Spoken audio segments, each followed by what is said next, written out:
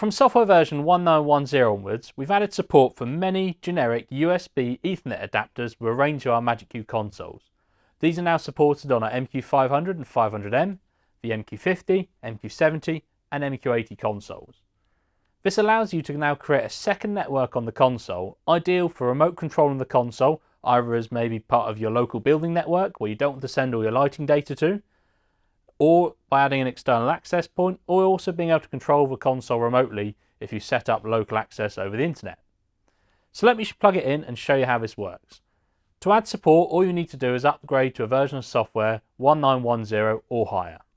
I'm simply going to connect my USB network adapter to a USB port on the back of my MQ70 here. Then I'm going to go to Setup, View System, View Status, and under the Net tab. You can now see on the control IP, it shows a MAC address. If you see a MAC address here, your network adapter has been detected and is supported. You can see as I unplug it, it changes to not found, plug it in, and it sees the device MAC address. We've got a list in our manual of a range of USB network interfaces that we've tested and proven with the MagicQ console, as you can see here.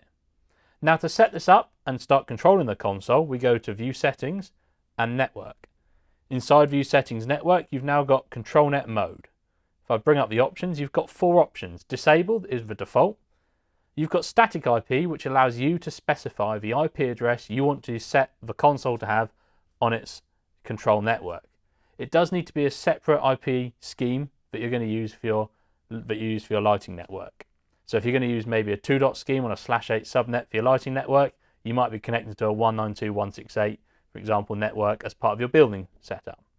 You've got the option of Dynamic. Set to Dynamic allows the device or network you're connecting to give the console its IP address. Or you can have the console act as its own DHCP server. This is very useful if you're going to connect to maybe your own access points and have the console give them their IP address.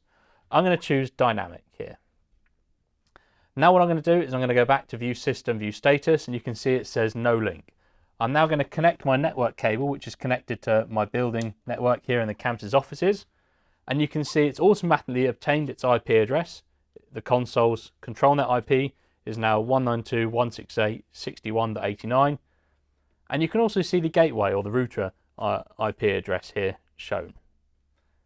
Going back to View Settings and Network, you've also got a firewall mode. This is very handy if you're going to be connecting it as part of a wider network or allowing remote access of the console.